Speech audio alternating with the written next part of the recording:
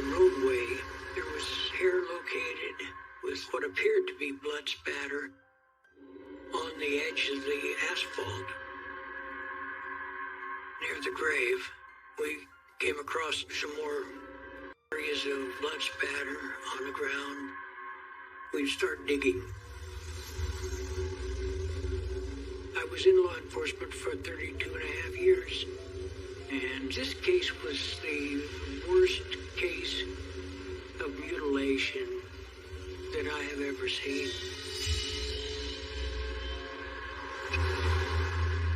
This is personal. This is local.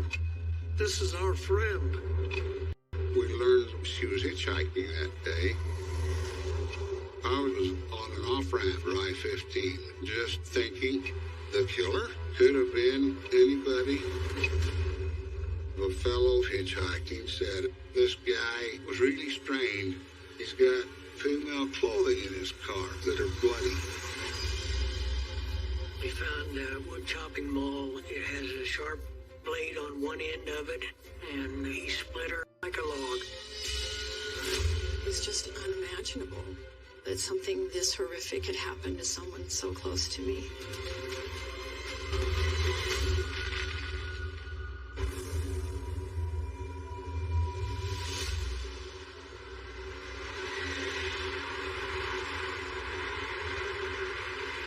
I-15 is a major freeway that travels from California clear up through Utah.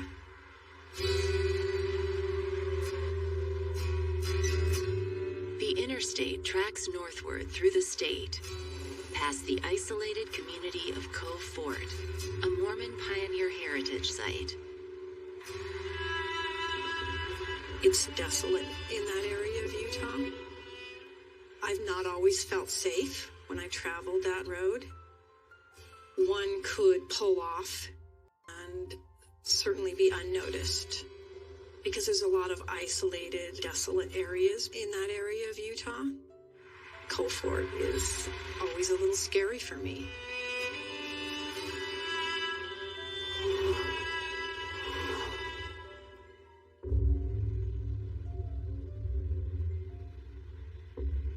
In the wooded outskirts of the fort, a routine work party sweats picking up litter in the summer heat. They were doing some work on the side of the road, and they just see these drag marks.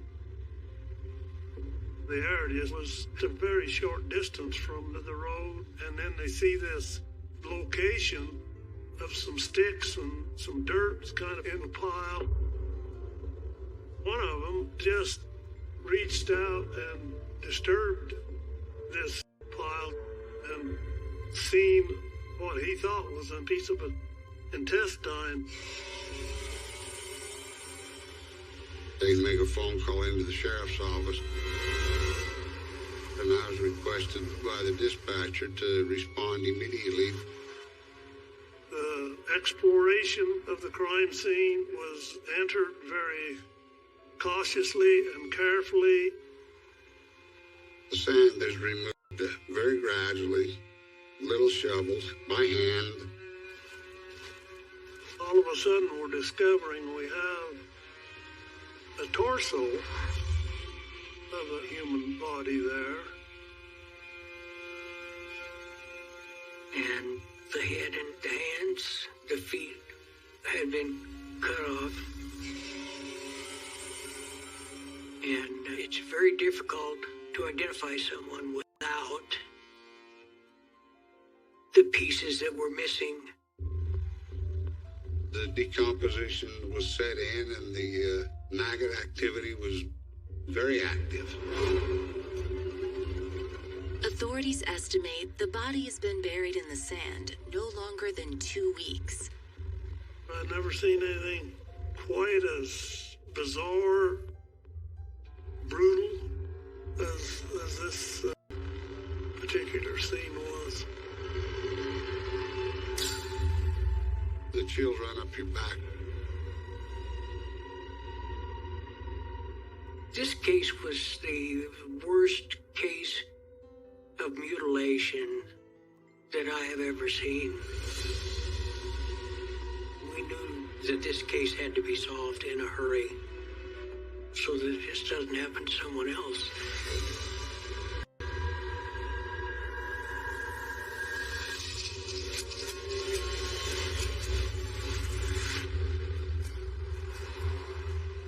The town of Fillmore is situated in southern central Utah.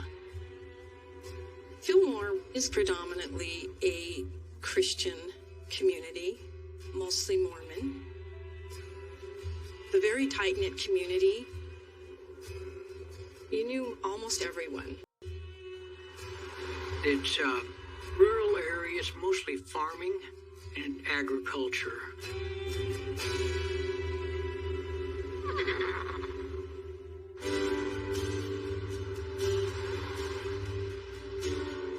It's in Fillmore where Leslie Christensen meets her childhood best friend, Sharon Sant. Sharon Sant, well, first of all, she was Sherry to me. Sherry was a very sweet girl, a little on the shy side. She was an outsider, as I was, in the Mormon community. We were not Mormon. It made it extra challenging to make friends and to fit in and to be accepted by other kids when you were not an insider. And just relied on one another to get through those years. She was my one true trusted friend.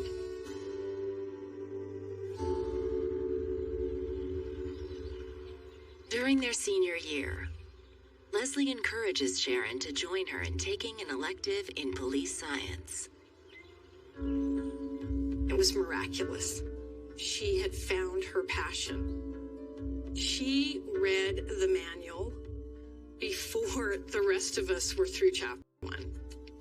So passionate is Sharon about police work, she begins a working internship with the local sheriff's department. Sharon was always willing to learn and spent a lot of time studying fingerprints and physical evidence. She rode with the deputies to get a feel for the street and find out what our job entails. She did a really good job.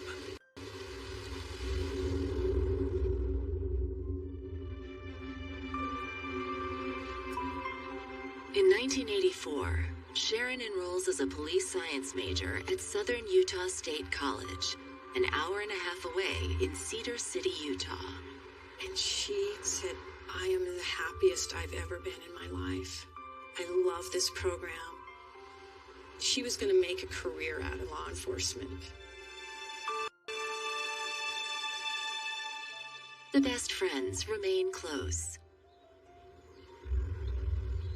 Freshman summer, Leslie contacts Sharon with terrible news. 2 of their school friends have been killed in a deadly car accident. Sherry and I planned to meet in Fillmore to attend the funeral.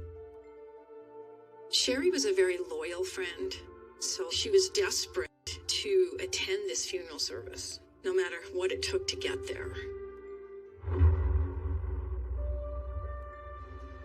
So I arrive in Fillmore with plans to meet Sherry,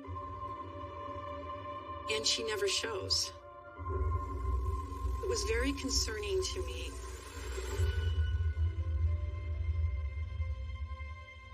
Sherry and I spoke on the phone just about a week and a half prior. After a couple of days, I made a phone call to her apartment, did not receive any answer. So I reached out to her dad, Robert Sant, and made a call, and he had also not heard from her. And he was concerned as well. Leslie contacts the local Cedar City Police Department and requests a wellness check at her dorm room. But they cannot locate Sherry. The Cedar City Police are convinced that she has run off with some guy friend. But I was starting to worry that something bad had happened to her. Someone had hurt her.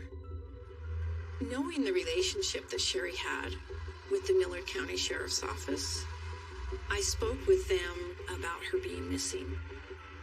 When the sheriff's office got the word that she was initially missing, it was something that we were concerned about. Your mindset is trying to figure out why. This was terrible for us. My gut feeling right then, just knowing her, something was bad wrong. The sheriff's department begins their own search for Sharon. Our office started checking about all avenues of possibilities of Sharon. We inquired with her family. We interviewed Sharon's friends going to college down in Cedar City, and they said she was hitchhiking when she left Cedar City to attend her good friend's funeral. This is 1985. It wasn't uncommon to hitch a ride, especially when you don't have a car. Sharon was a gutsy little gal. We find out she's done a lot of hitchhiking. The route that Sharon Sant would have been traveling between Cedar City and Fillmore would have been to catch a ride on anybody traveling on Interstate 15 north.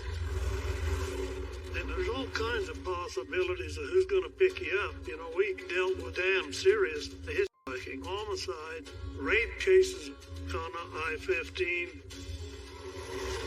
I was thinking something sinister. I was damn well concerned.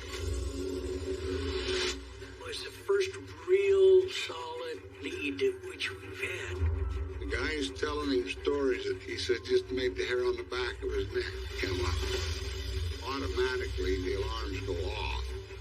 I'm like, let's get the hell to Virginia.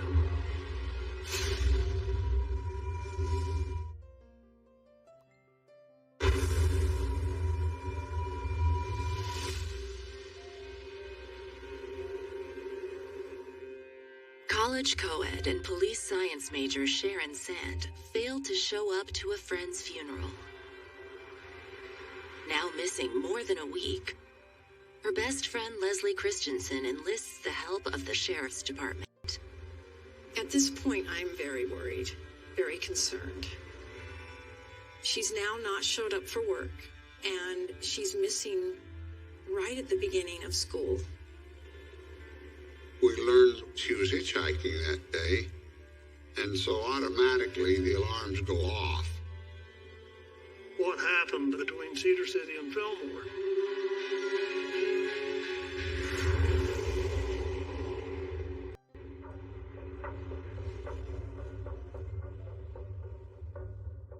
Sheriff's investigators focus their attention on the route Sharon would have taken to attend the funeral. The Interstate 15 traffic, there's a fair amount of local travel, commuting, a lot of tourists, a lot of trucks.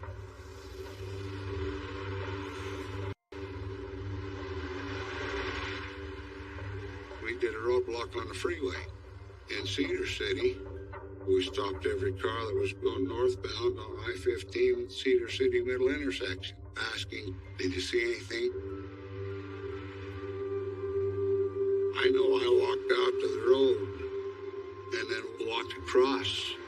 The overpass was on an off-ramp for I-15. Just thinking, looking, wondering. If you're driving down the road and we're looking at you, you're a suspect.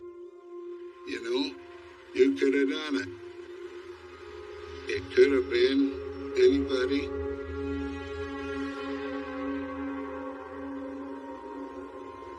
Despite the extensive operation between sheriff's investigators and Cedar City PD, no new leads emerge.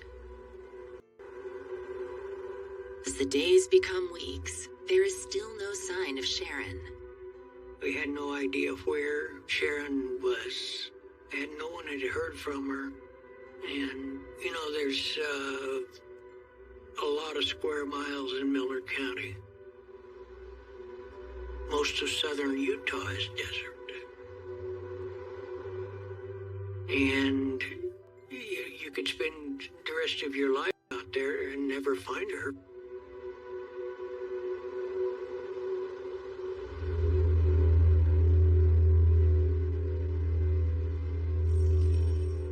Weeks into the investigation of missing co-ed Sharon Sant, Detective Decker gets the call he's been dreading. Department of Transportation workers at Cove Fort, 30 miles south of Fillmore on the I-15, have made a gruesome discovery.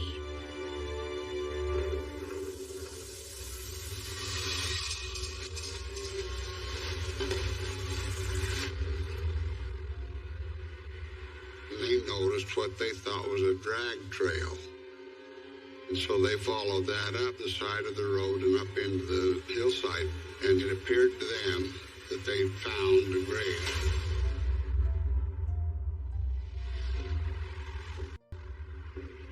Robert Decker and I proceeded to the North Cove Fort interchange. I feared the worst, and I hoped and prayed for the best. At the roadway, there was hair located with what appeared to be blood spatter on the edge of the asphalt. And as we followed what appeared to be drag marks in the sand, we came across some more areas of blood spatter on the ground near the grave.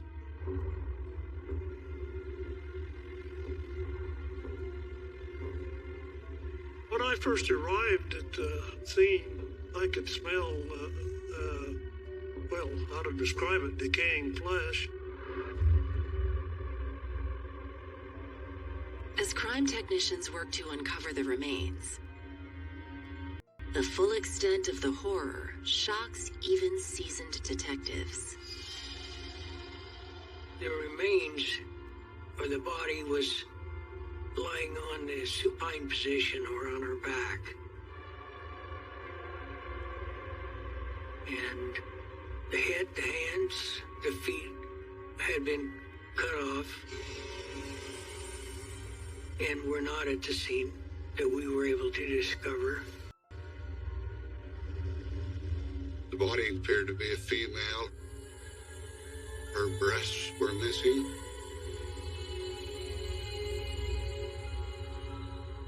It was a horrific crime scene. The victim, the head was severed, the hands were severed, the feet were severed. We can't identify her because it takes away the fingerprints, it takes away the dental work, it takes away the facial recognition, it takes away all of that. I was in law enforcement for 32 and a half years, and I had never seen one like this one. There was anger there too. We're saying, who did this and why?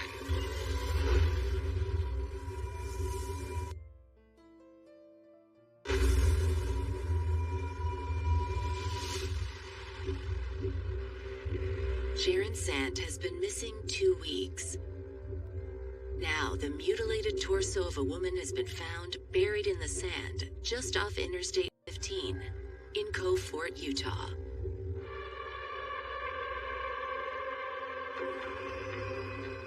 Detectives set about combing the area around the grave for clues as to what happened. We started at the roadway looking for physical evidence. We followed what appeared to be drag marks in the sand. We never found the hands, feet, and head at that time. It made me think it was 2 people dragging her up because of the distance that the feet were making the furrows in the sand. They were spread out. There was no clothing, no personal items at all.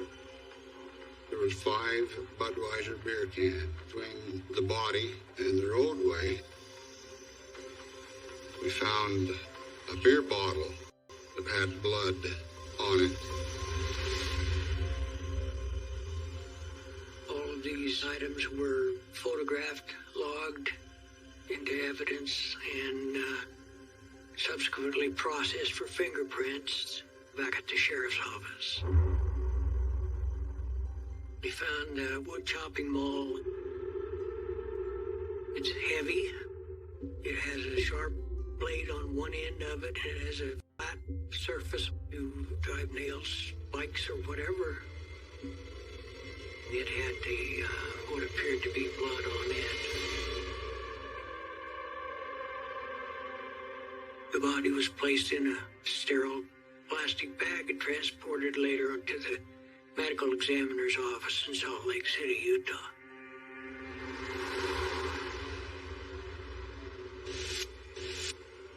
The medical examiner confirms this wood maul is the instrument that was used to mutilate the body. Tragically, there's evidence of a sexual assault. The cause of death was listed as unknown because of the condition of the torso and the mutilations that had taken place. We didn't have fingerprints, we didn't have teeth, any of that stuff that is often used for identification. It didn't look like we're going to make a positive ID of the body. They called in a forensic anthropologist. He was able to compare the x-rays of the chest, the ribs, with some that Sharon Sand had. She had previous x-rays of some ribs that had been broken. There was unique enough markings that he said, that's her. That's her. This is Sharon Sand. This is personal. This is local. This is our friend.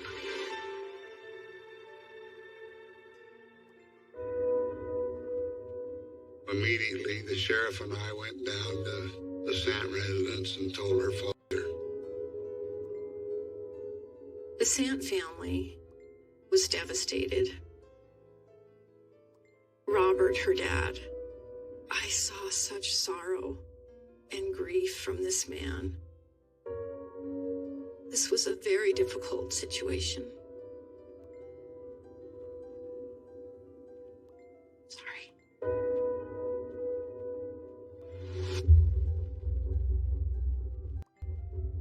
Everyone in the department had her riding in a car with them at some point in time.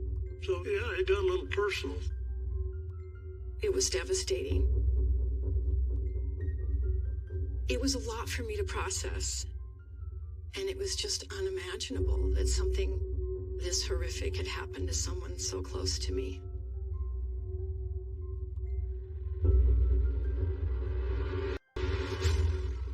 The brutality of the crime indicates this is an experienced killer.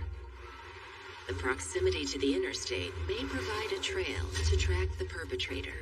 You know, if it's somebody just traveling up the freeway, that it's not a local thing, this person or persons could have come from anywhere.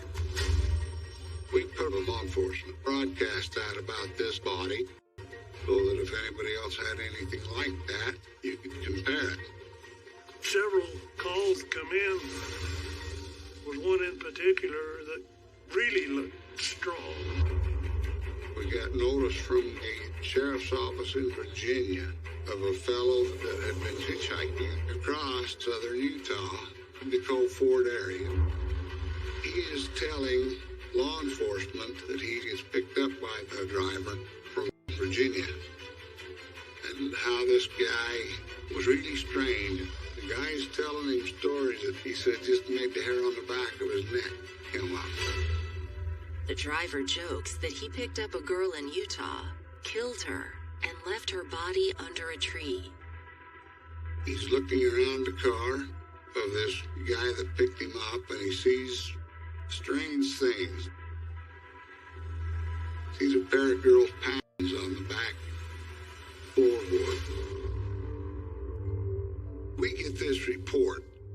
guy is identified because our informant got the license plate number. Was the first real solid lead which we've had. I'm like, let's get the hell to Virginia. This could be it. We got a search warrant and went out to his place. He did have a gambling receipt from one of the casinos in Vegas. It placed him in Las Vegas, and he traveled from Vegas right up through the middle part of Utah. It would have placed him right at the crime scene at about the right time. About the same time Sharon would have been picked up. And he's got female clothing in his car that are bloody. He was frightening, gruff, dirty, and just scruffy looking. This guy's probably hurt somebody.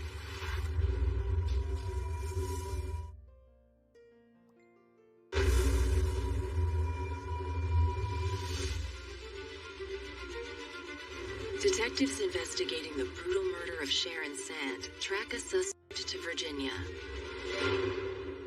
He's got bloody female clothing in his car.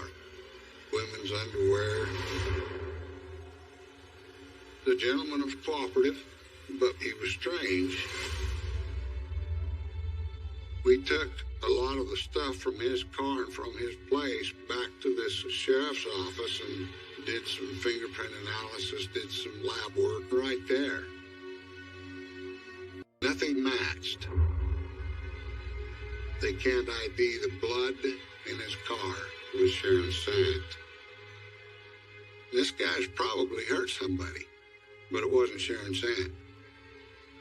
All we could do is leave that information with the FBI. And so they kept track of him for a while, but we never could come up with anything more. We knew we had to keep digging on Sharon's case.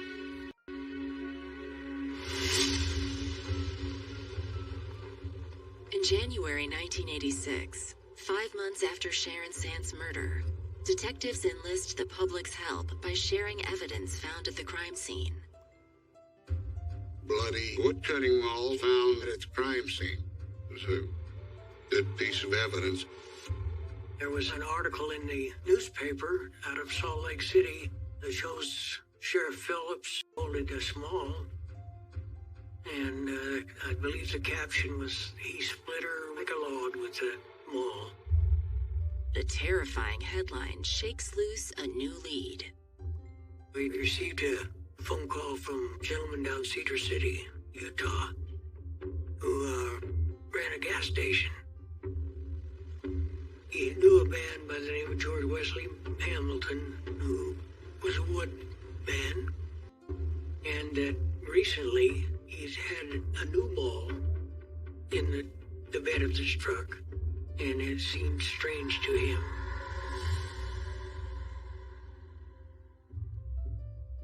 Detectives interviewed George Wesley Hamilton at his workplace, a ranch 20 miles north of Cedar City in nearby Buckhorn Flat, Utah.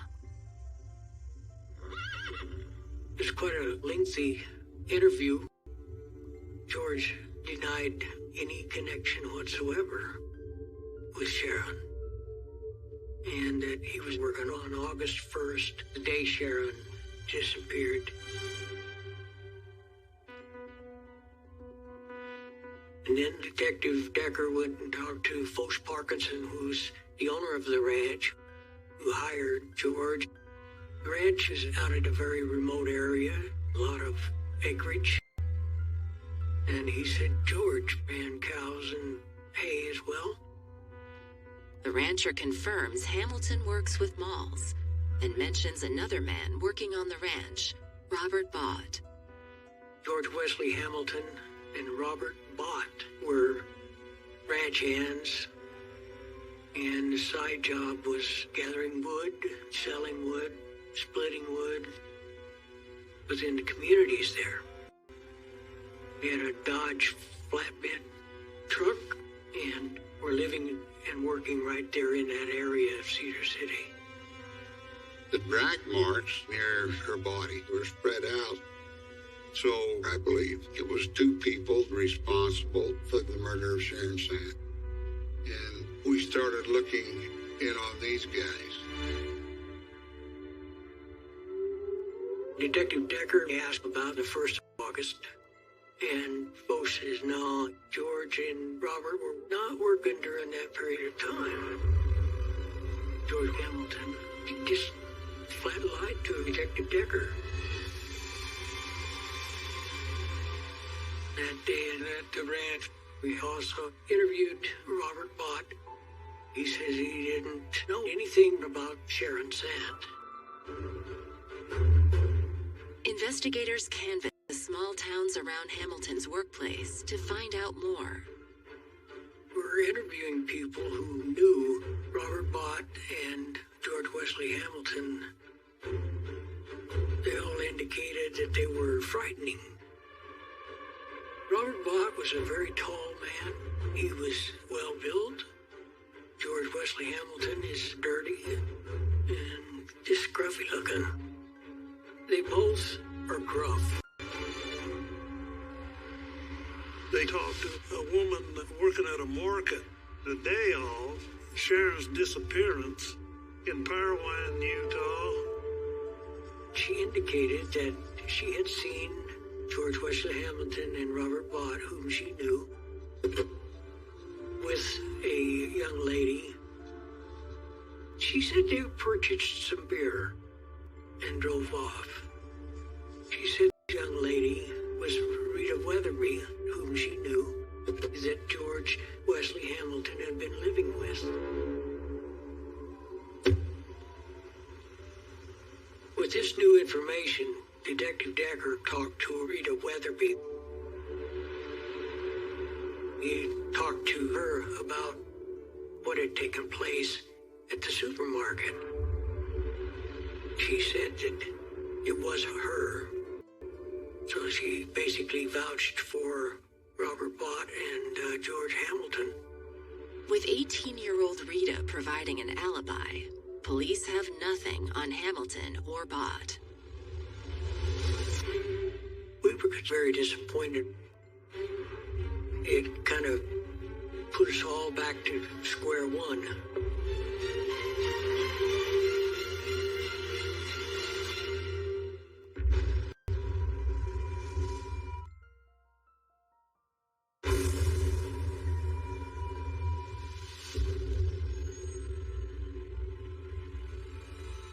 As the investigation into the murder of Sharon Sand enters its 6th month, the lack of answers weighs on Sharon's family and friends. The fact that who had done this was still roaming free was hard to take. We wanted justice for Sherry.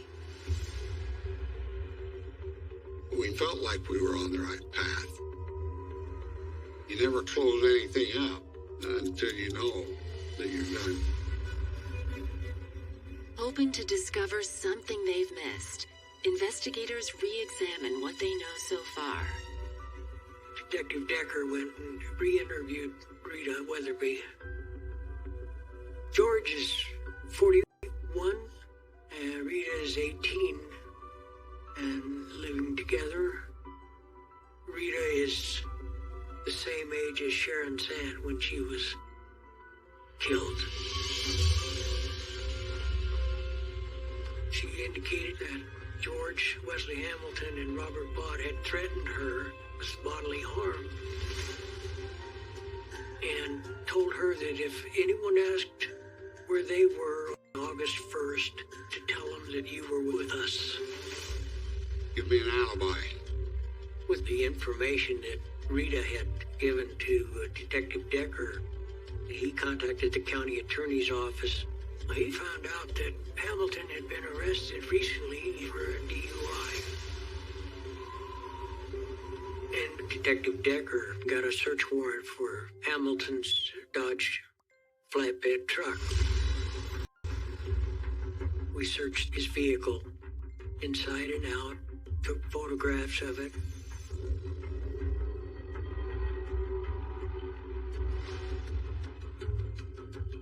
we found some hair in the upper part of the passenger's door frame.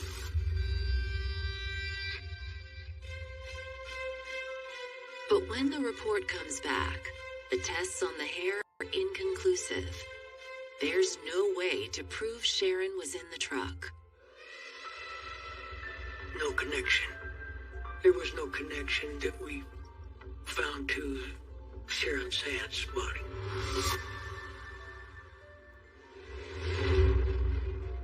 Convinced there's more to the story, investigators revisit the witness from the market in Parowan.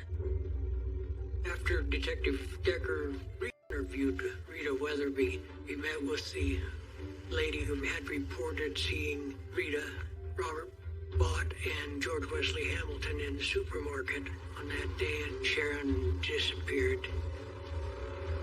Detective Decker showed her a picture of Sharon and asked her to examine it and to make sure that that was who she saw with them at that time.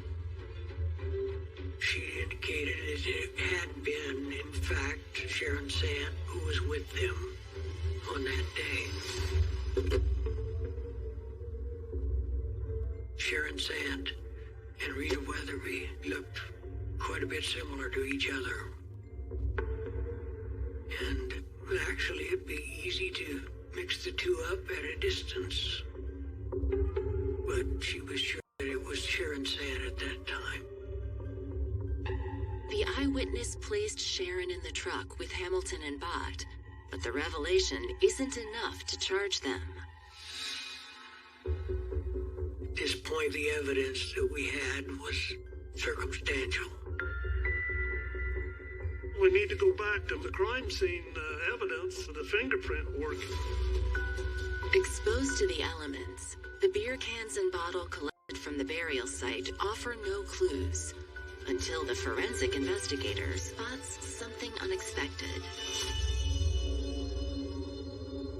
Fingerprints was actually in the neck of the bottle. It was in a brown substance appearing to be maybe blood. I subsequently compared it to the 10-print fingerprint card of George Wesley Hamilton and found that the rich detail inside the neck of the bottle was his right index finger. He's our guy. On May 29th, 1986, Robert Bott and George Hamilton are charged with murder and aggravated kidnapping. Under intense questioning, Bott cracks. Bott was told that if he lay everything out on the line, if he'd tell them what happened, explain where, when, how, and why, that he would probably not spend the rest of his life in jail. And he felt that that was a good idea.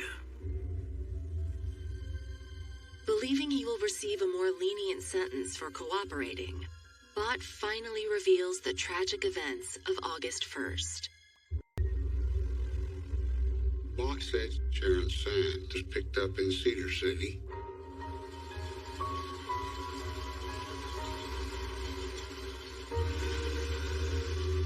She was taken to this ranch down the Buckhorn Flat. During the interview with Robert Bott, he admitted to he and Hamilton having sexually assaulted Sharon, and then Hamilton murdered her. But as the trial begins, the prosecution's case is suddenly in jeopardy. Robert Bott admitted he assisted George Wesley Hamilton in the mutilation, decapitation of Sharon. But he was under the impression he was going to get immunity for this, for his testimony in court. But there was never immunity granted to Robert Bott. His attorney successfully was able to convince a judge that Bott believed there was. Because there was no plea bargain in place, the confession is deemed inadmissible in court. He was released.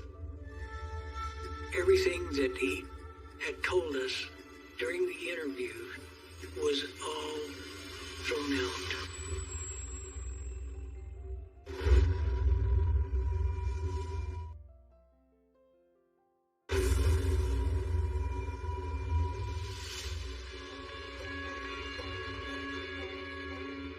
Robert Bott's confession is deemed inadmissible.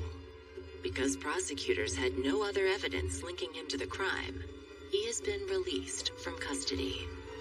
There was a mix-up between the attorneys and the understanding that Robert Bott had as to what would happen.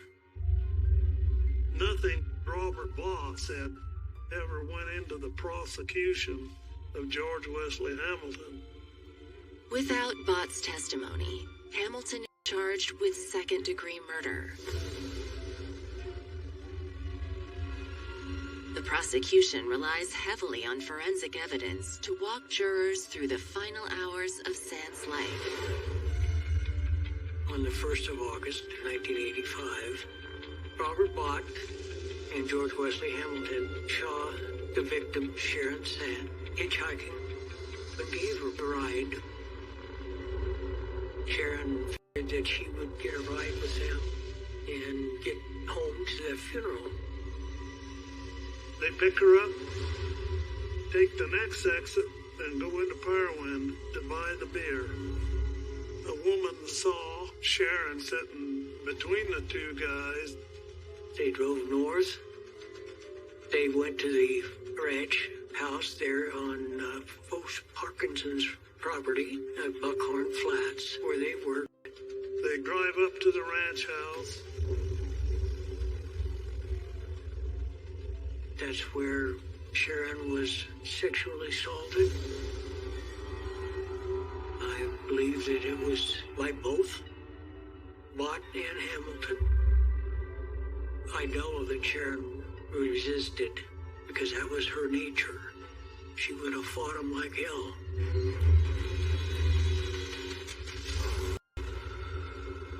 No one can know for certain how Hamilton's crimes escalated from rape to murder.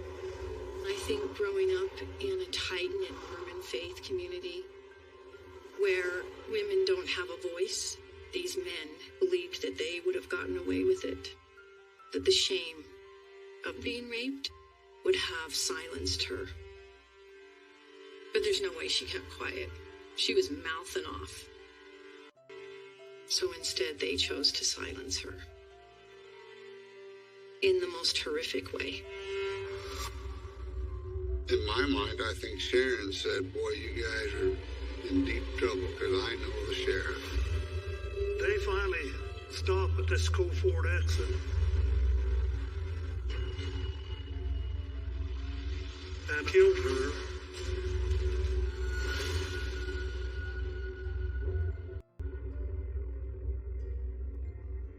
She was mutilated and dismembered. She was then placed in a shallow grave.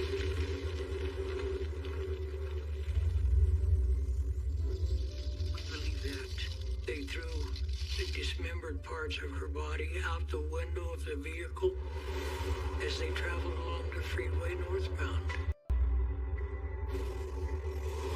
The motive for the murder of Sharon Sand was sexual assault and Hamilton's rage against women.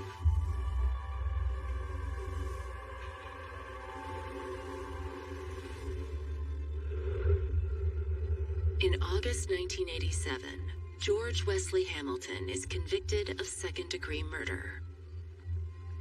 He's convicted of causing the death and mutilation of Sharon Sand's body. And he was sentenced to 5 to life in the Utah State Prison. He's still doing time, and I don't suppose there's any chance he'll ever get out. Sharon Sant was murdered and buried in the sand. I think about it all the time. It eats at you.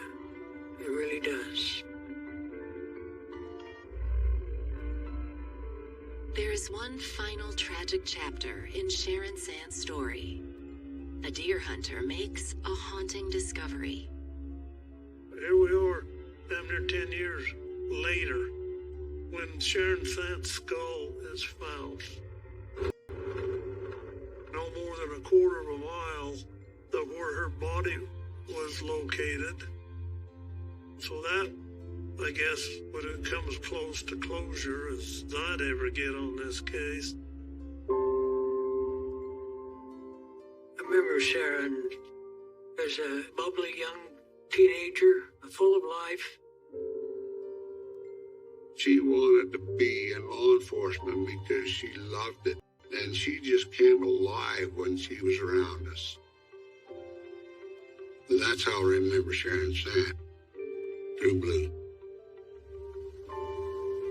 Sherry's buried in the Fillmore Cemetery. Her headstone has the scales of justice on it. I've often thought about the fact that forensic evidence was used to convict George Wesley Hamilton.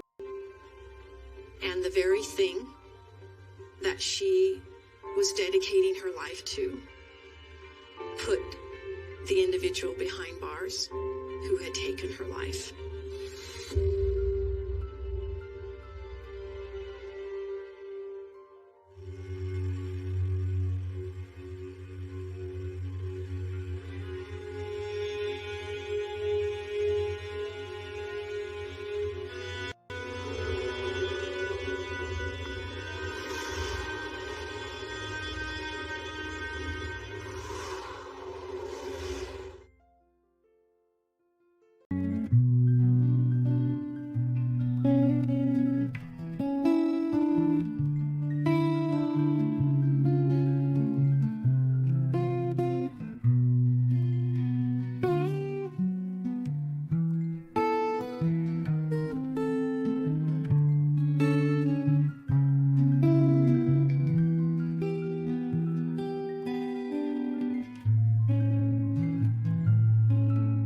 Beneath the tranquil hues of eventide,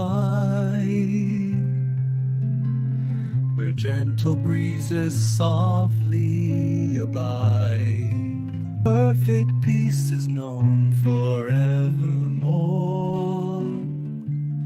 In the whispering sighs of the evening air,